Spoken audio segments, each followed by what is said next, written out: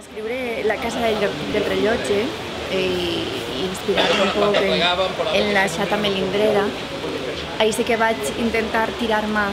d'una història que em van contar quan vaig fer a poc de temps que havia arribat a Beneixida,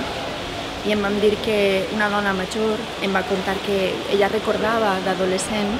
que recomanaven no anar pels camins de terme perquè havien trobat un xic jove desagnat. Aleshores, que no sabien massa bé què és el que havia passat, n'hi havia sospites, però no n'hi havia res clar. I això crec que va passar en un parell d'ocasions. I aleshores, a l'hora d'abordar el relat, em va recordar d'allò i vaig utilitzar la cançó de la xata com una d'aquestes cançons que serveixen de banda sonora per al misteri que envoltava els personatges, a les persones que van habitar la casa del rellotge.